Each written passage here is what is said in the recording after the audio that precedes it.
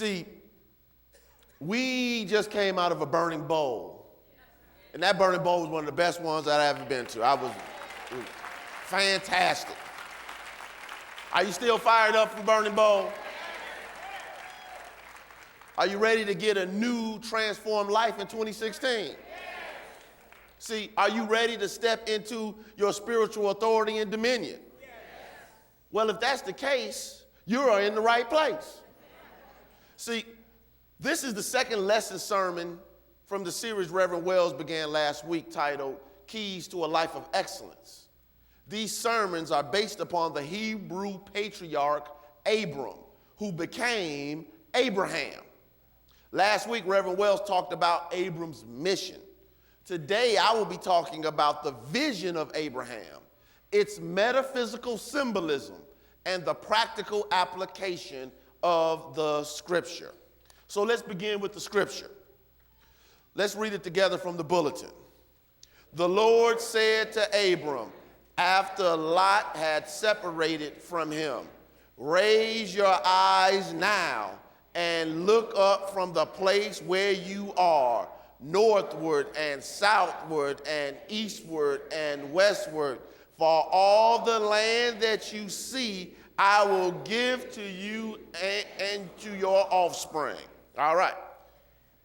Before I explain the text, let's get a clear understanding of what vision is.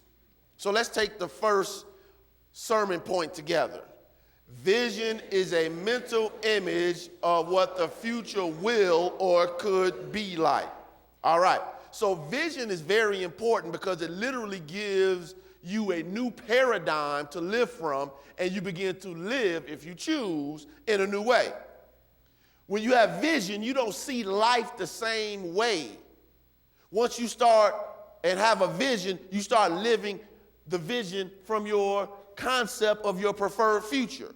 See, some of the greatest leaders in humanity started or gave powerful statements of vision. When Microsoft was just beginning, Bill Gates said his vision was to see a computer on every desk and in every home.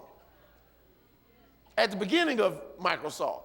Now we have home computers, laptops, tablets, smartphones, everywhere. But it started with a man who had a vision of having a computer on every desk in every home. When at the time, most people didn't have computers, let alone a desk to put the computer on. You don't need a computer desk if there's no such thing as a home computer. In the early 1960s, President John F. Kennedy said, by the end of this decade, we will put a man on the moon. And it was done before the decade was over. In the late 1970s, a black female preacher on the south side of Chicago said she would build the largest church or house of worship in the city of Chicago.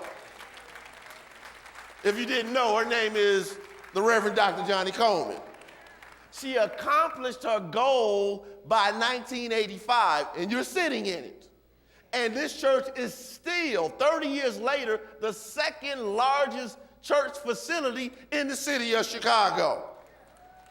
No, don't shake a stick. This is your thing. You need to be clapping about it. Dr. Martin Luther King said, I have a what? Dream. He had a vision. He also said the evening before his assassination that he had been to the what? Mountaintop. And he had seen the what? Promised land. That was a what? Vision. Now notice Dr. King didn't say, I have a complaint.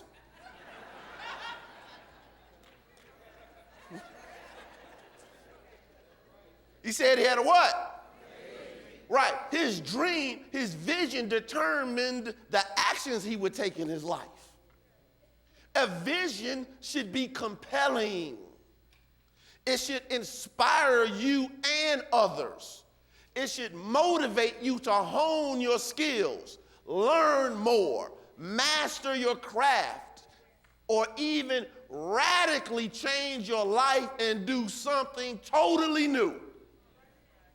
When Paul, then Saul of Tarsus, was on the road to Damascus, he had a vision of the resurrected Jesus. And he went from being the persecutor of the early church to its most prominent and well-known champion. When you have a vision, it should literally change your life. I really want to make sure we grasp what a vision is. See, vision teaches us that life is not static, it's dynamic. What does that mean?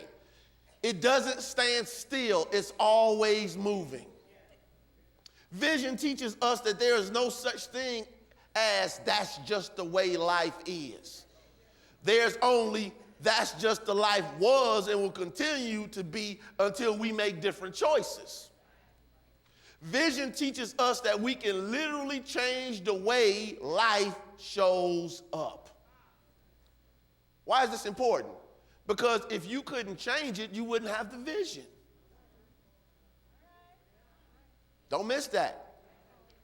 If you couldn't change it, you wouldn't have the vision. You can change your life. You change your life by the way you think. Don't miss it. Because one of the things that a vision should do is shift how you think. Vision teaches us that our new potential life is waiting for us to be the person who earns it by right of consciousness. Don't miss that. That's a key one right there. Vision teaches us that our new potential life is waiting for us to be the person who earns it by right of consciousness. See, if you don't earn it by right of consciousness, you might fall under that old saying, easy come. See, you can build structures that last like pyramids, or you can build things based upon popsicles. When you build it to last, when you build a consciousness to last, when you build a success or an organization and systems that last, they can even outlive you. This is an example. I was about to go there. That if Reverend Coleman had just made it only about her, then the ministry would have died when she retired. There are many ministries that literally are on life support because the founder or the popular minister decided to retire or make their transition. But if you want to build something that lasts, you must have a compelling vision. What's our compelling vision? We teach people how to live what? Everybody wants better lives. Don't you? Absolutely. We always need to ask ourselves a basic question. Still talking about vision. Does my current mentality, behaviors, and habits support my vision of the future?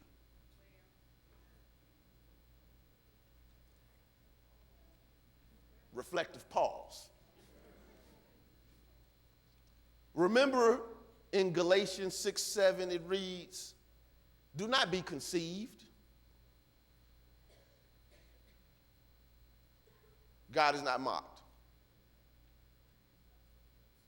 I think I just said that wrong. Yeah. Deceived. Spell check is horrible. I know I typed that right. Do not be what? Deceived. God is not mocked. For you reap whatever you sow.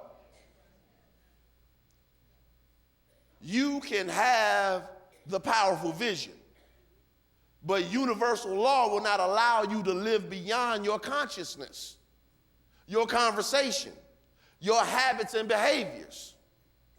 No one can outperform their consciousness and conversation. No one can outperform their behaviors. No one is outperforming their habits.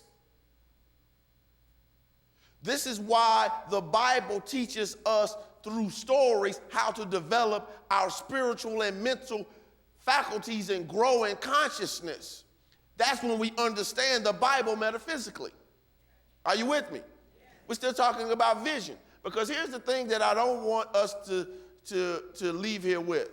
The thought that I have the vision, now it's already done. Repeat after me. Revelation plus realization equals manifestation.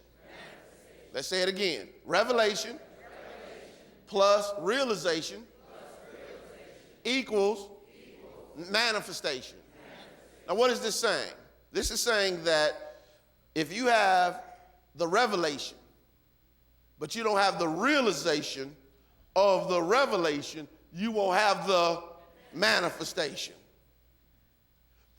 You know, people will come and talk to ministers sometimes. I know God said it. I know God told me, but is it real to you yet? Have you really accepted it in your conscious and subconscious mind? Have you really accepted it as a truth for you? Do you believe it?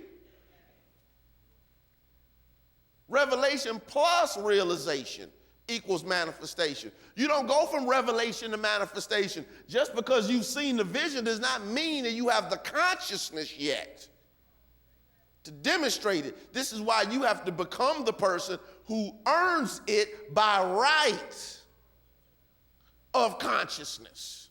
Are you with me?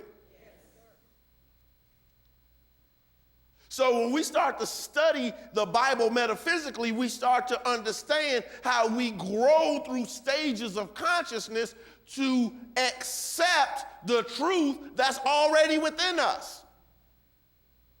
See, when I say metaphysically, I mean going beyond the literal interpretation of the text to uncover the spiritual principles behind the proper names, places, things, and even numbers in the Bible. When we have the keys to the metaphysical interpretation, we can unlock the mystical and practical application of the Bible. This brings us to Abram. Abram was the son of Terah. Say Terah. Terah means loitering, delaying, stopping, and lagging behind in Hebrew. Literally, that's what his name means. Let me say that again. Terah means loitering, delaying, stopping, and lagging behind in Hebrew. He symbolizes the state of mind we are in when we receive the call to move, when we receive the vision, but we stop and become spiritually inactive. We know God said go, but we kind of just stick around the old ways of thinking. The old job, the old broken down relationship, and the old habits. We'll start making some changes, but somehow we end up stopping and falling back into old patterns of behavior. Just by show of hands, let's have some honest moments here. How many people here have ever bought self-help CDs or tapes but never finished them?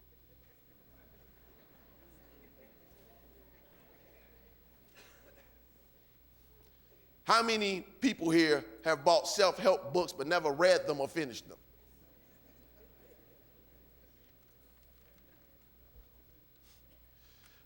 How many people started that new diet but it didn't last?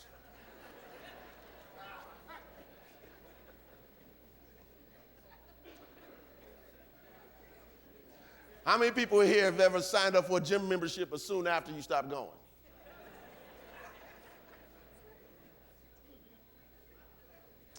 How How many people here ordered the exercise equipment for your home and you still don't use it?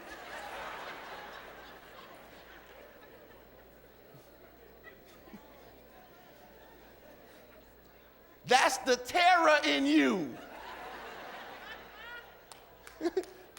That's the terror in you that keeps you lagging behind and stopping you from getting what is possible for you.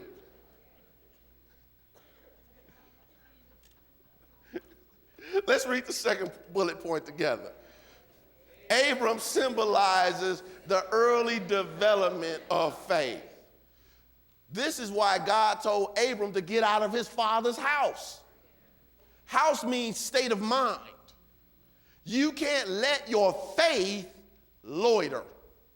Don't miss that. You can't let your faith get stuck. You can't let your faith lag behind. You can't let your faith stop. Get out of your father's house. Faith must move to grow. You can't allow your mind to get stagnant and stuck, or you will never fulfill your mission and live from your vision.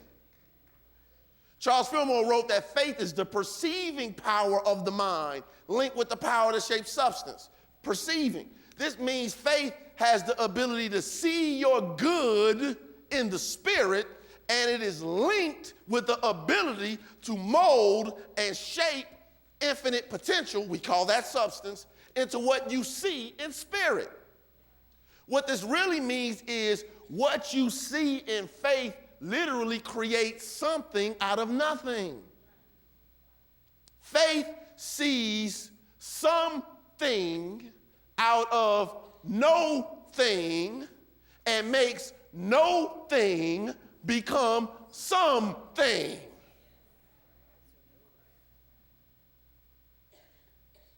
Faith is your ability to say yes to God and your good. When faith is active, it allows you to grasp what you can't see humanly. The Apostle Paul wrote it this way, and I love it in the King James Version, so I'm going to use that version for this. 1 Corinthians chapter 2, verse 14. But the natural man receiveth not the things of the Spirit of God, for they are foolishness unto him. Neither can he know them, because they are spiritually discerned. Faith allows you to come out of the natural or human consciousness and into the spiritual, and then you can work with the ideas of God in divine mind. Let's just take a moment to breathe, because I know I'm giving you some stuff. But I want you to walk out of here different than you came. You're awesome already. I want you just to be more awesome.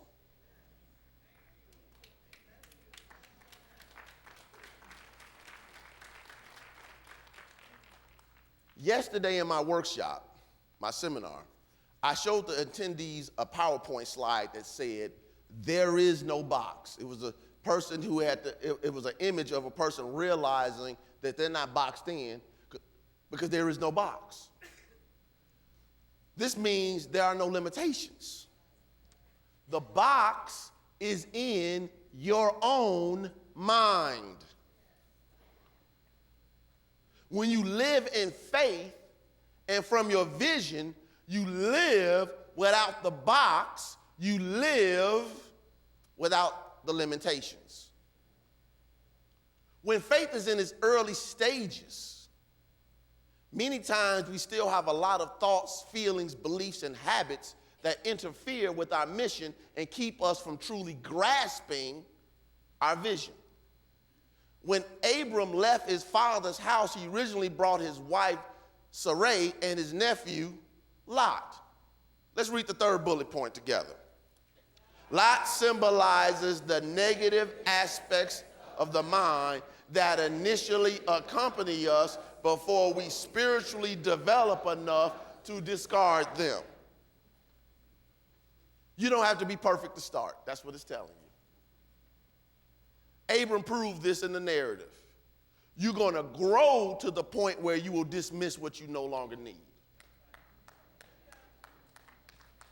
Some people are waiting for all their ducks to line up before they even start. No. Don't wait. When God says move, move. When God says get out of that old way of thinking, get out of it. Faith can move even when you still have negativity in your mind and negativity in the minds of the people around you. Even Abram's wife Sarai, symbolizing the feeling nature. In Hebrew, her name means bitter, contentious, and quarrelsome. Literally, that's what her name means. This means that when you are starting to grow spiritually, don't miss this, when you're starting to grow spiritually, the unproductive states of mind come along for the ride until you're strong enough to dismiss them. Eventually, Sarai became Sarah. And Sarah means princess and noble lady, symbolizing the transformed feeling nature that can give birth to your Isaac. Isaac in Hebrew means joy. Let's just sit here for a moment because we're talking about the vision, but we all want to give birth to some joy. Huh? Yeah.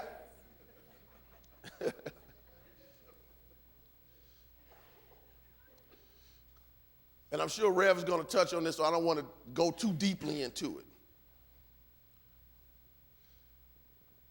it. Abram had to become Abraham, and Sarai had to become Sarah for Isaac to be born.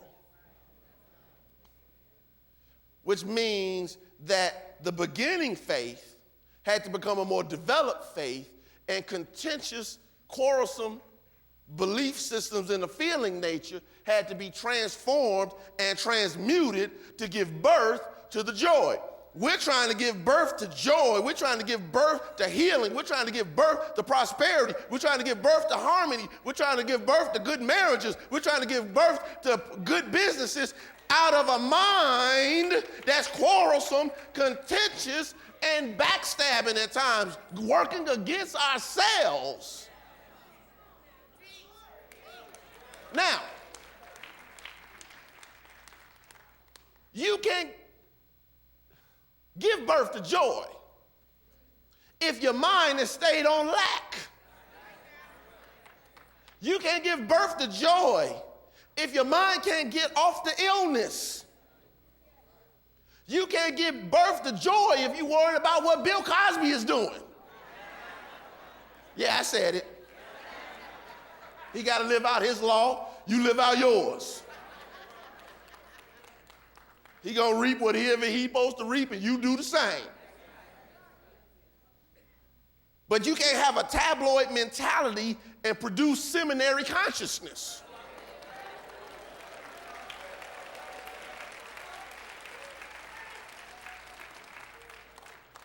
Sooner or later, we have to realize and ask ourselves, do I have the consciousness for this vision? Revelation is one thing. Realization is another. Without the realization, there is no what? Manifestation. There is no Isaac. There is no Isaac.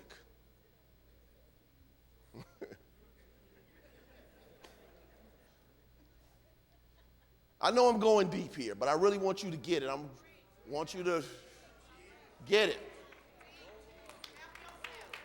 Now, back to Sarai, becoming Sarah. What I'm describing is how the feelings that were once bitter and quarrelsome will be the same energy that when transmuted to the good by a change of nature, because a name change means a nature change, metaphysically, that same contentious, quarrelsome, bitter energy will be the same fuel, the same emotion that you use to help you achieve your goal.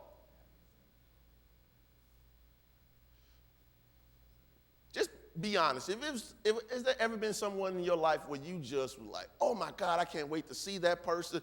They were the apple of your eye, and then something happened, and you were like, Lord, here he come. Raise your hand. Testify. Testify.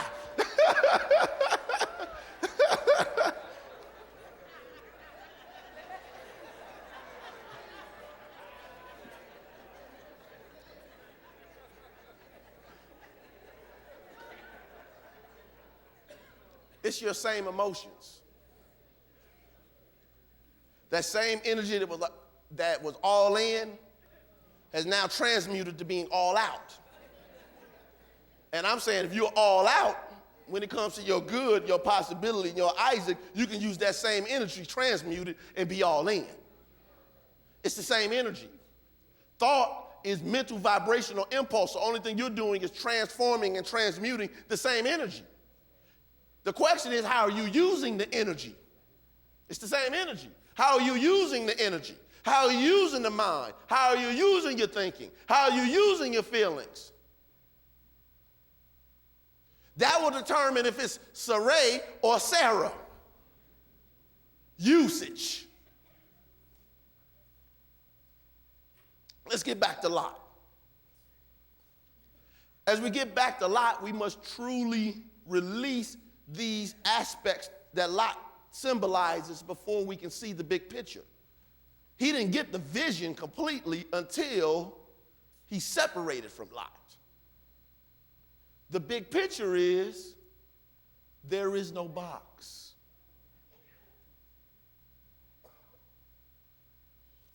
Let's read the last sermon point together.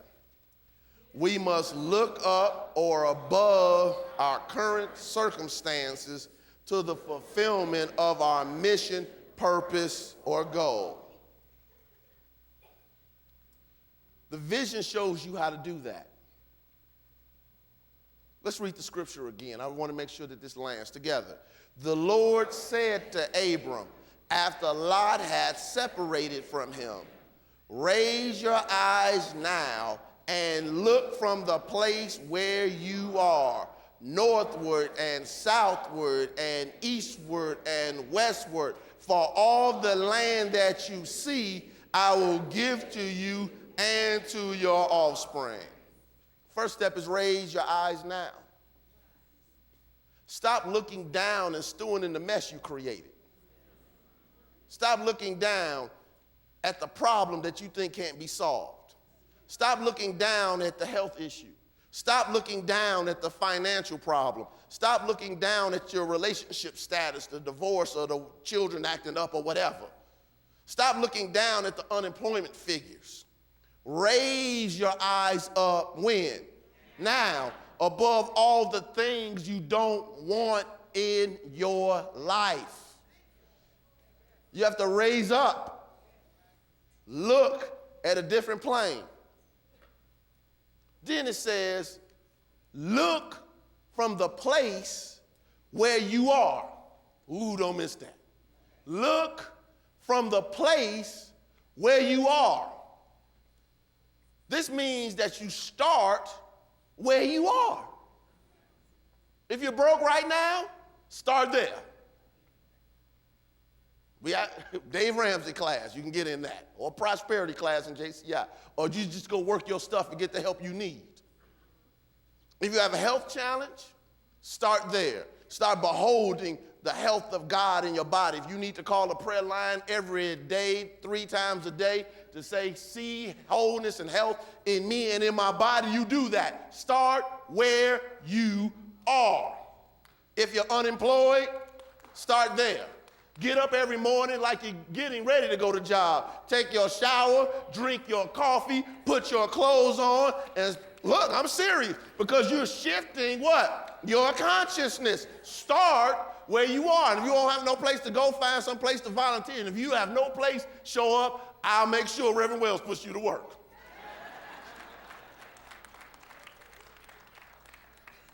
If your business isn't prospering, start there. Start finding out about best practices. Start hanging around people whose businesses work. Start hanging out and talking with people who nobody's making money. That don't make sense. Dr. Dennis Kimbrough said if you hang around 9 broke people, you might as well be the 10th. You don't want to be the 10th. Where you are is okay. We beat ourselves up because of our mistakes. Where you are is okay. Raise up your eyes now. Raise up your perception, your vision, your insight, not your eyesight. And look from where you are. Everything in faith you can see, in faith you can have. That's what it's saying to us. How far can you see? What are you seeing when you look? Are you seeing your past or preferred future? Remember, there is no what? There is no box. This story keeps telling us that limits are mental. We must learn how to see from where we are to what is possible when we allow the vision to support our mission. Are you with me?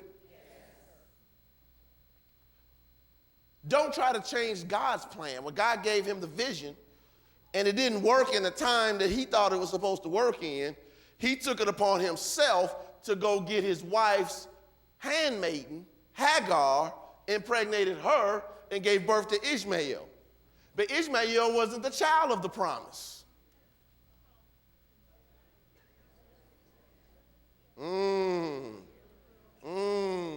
Ooh, we love to mess with God's plan. It's not happening the way I thought it was. God is not happening. Denzel hasn't showed up yet. Beyonce hasn't showed up yet. Whatever, you know.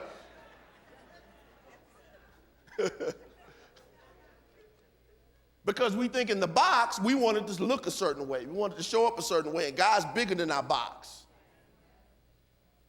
So what we do sometimes is we get smart dumb. Smart, we think we're smart, we're acting dumb. And start to interfere with the process. Don't miss that.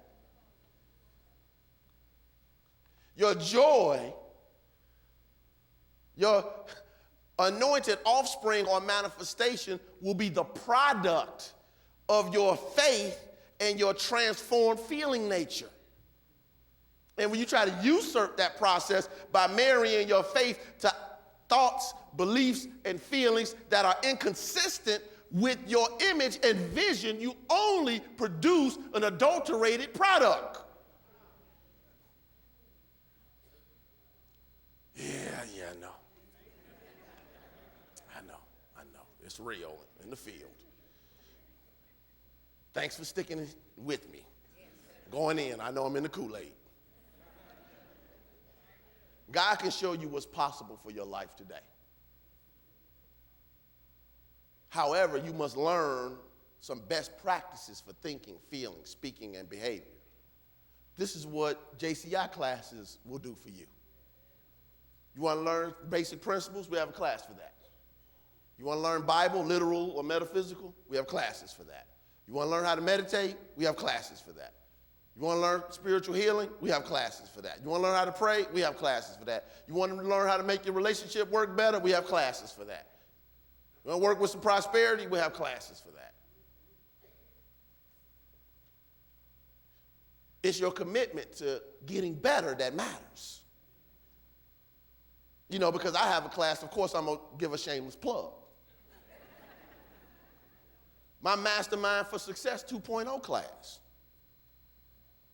In this class, I'm teaching mental conditioning, the mental conditioning process to help you discover your purpose, live out your vision, fulfill your dreams, set and accomplish your goals, and make a covenant with God. We'll help you learn how to create vision boards and find true success and more.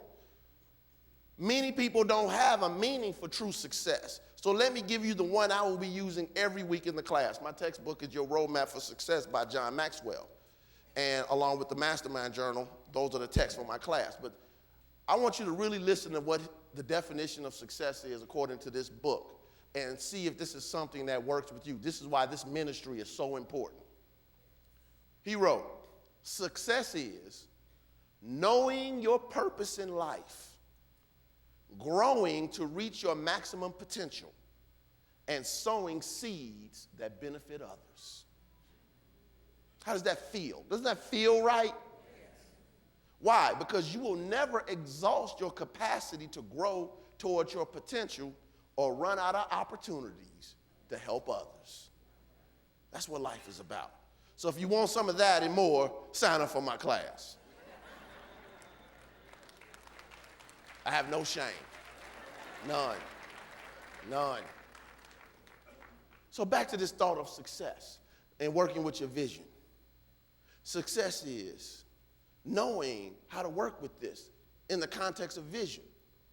Now, some of you all have already received a vision. You already know what God has placed in your heart. If you can honestly stand on that, raise your hand. All right, look around, see how many hands you see. These are people who already know. Now let me get in your Kool-Aid. If you've already received a vision, but like Terah, you are loitering with your vision, let me ask you a few questions. Can you accept the vision? Does the vision make you uncomfortable? Does the vision scare you? What will the vision require for you to give up? Remember, Lot was Abram's nephew, meaning close relation, but they had to split up. Are you getting distracted from your vision by getting caught up by what someone else is doing or not doing? Or remember when Jesus was teaching Peter after the resurrection, and he was telling Peter what he needed Peter to do, and Peter's like, well, Jesus, what about that disciple over there? And Jesus had to check him. He said, what is that to thee? Follow thou me. Don't get distracted off of the vision I've given you, worrying about what somebody else is doing. It's time for you to accept your vision. Remember what Marianne Williamson wrote in Return to Love. She wrote, our deepest fear is not that we are inadequate. Our deepest fear is that we are powerful beyond measure. It is our light, not our darkness, that most frightens us. We ask ourselves, who am I to be brilliant, gorgeous, talented, fabulous? Actually, who are you not to be? You are a child of God. Your playing small does not serve the world. There is nothing enlightened about shrinking so that other people won't feel insecure around you. We are all meant to shine, as children do. We were born to make manifest the glory of God that is within us. It is not just in some of us, it's in everyone. And as we let our own light shine, we unconsciously give other people permission to do the same. As we are liberated from our own fear, our presence automatically liberates others.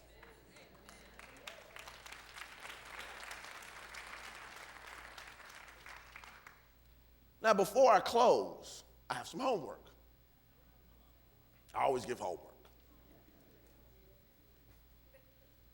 You have your pens? Okay.